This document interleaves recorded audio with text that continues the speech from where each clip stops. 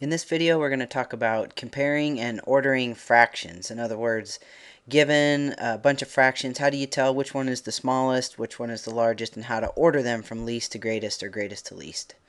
So we're going to start with this example. It's probably the easiest of the different types of problems that you'd run into.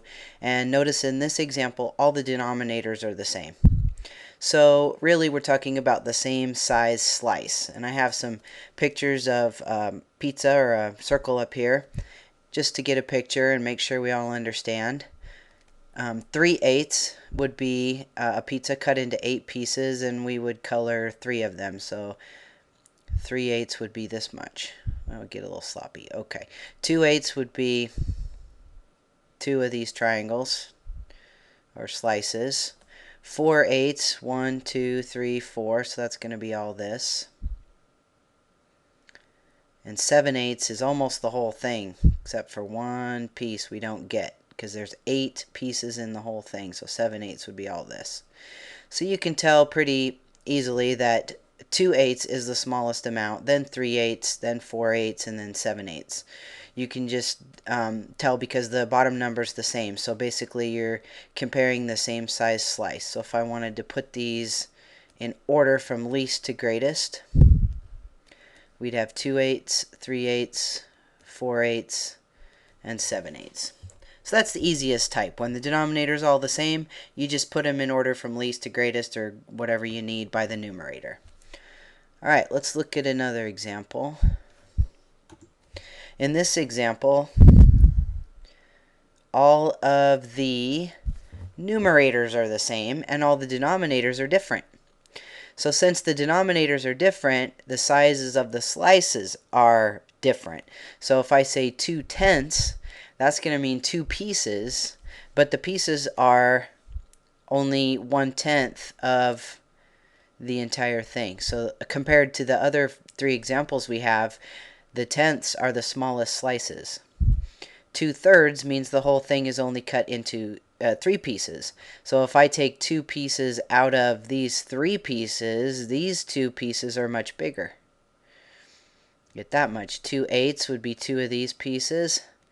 Now these eighths, they're still bigger than the tenths. They're not as big as the thirds, but they're bigger than the tenths. And the 2/6 would be 2 of these slices. So now with the numerator the same, we're getting the same number of pieces, but the sizes are different.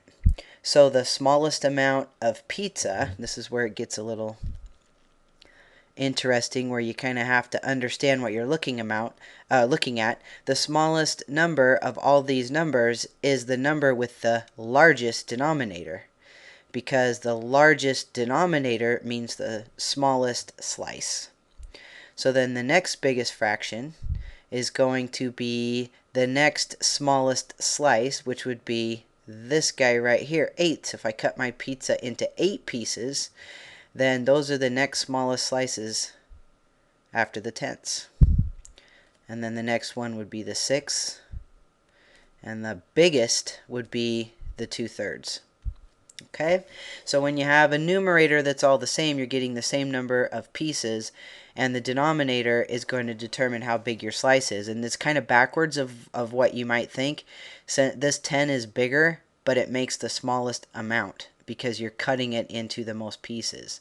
So if I'm ordering from least to greatest, I have to start with my largest denominator, which is a little counterintuitive, or maybe not what you'd think it would be, but hopefully these pictures help you to see that that is the case.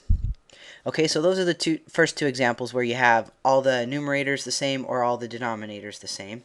Well, what happens if we have all different kind of numbers? Let's make up an example.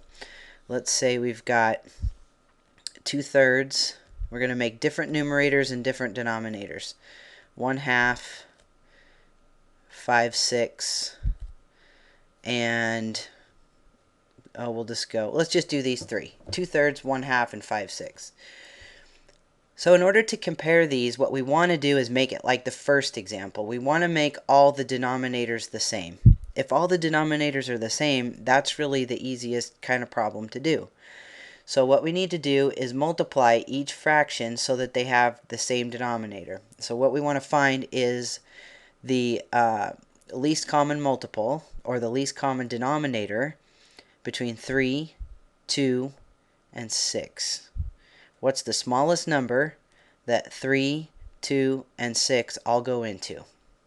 Alright, hopefully you said 6. So that is our least common denominator is 6. So what we have to do is turn this 3 into a 6.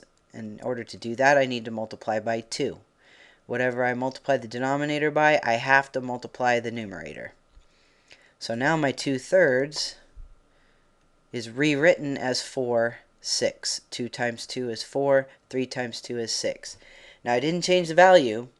2/3 of a pizza would be the same amount as 4/6 of a pizza. All I did was change how it looks.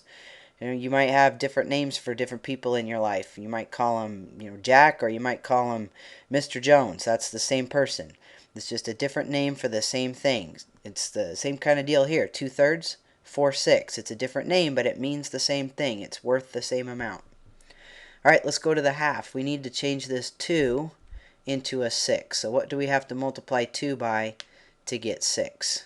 Well, hopefully you're saying 3. Okay, now you remember, if we multiply the denominator by 3, what else do we have to do? That's right, we got to multiply the numerator by 3. Alright, let's see what we got after we do that. 1 times 3 is 3. 2 times 3 is 6. So we have 3/6.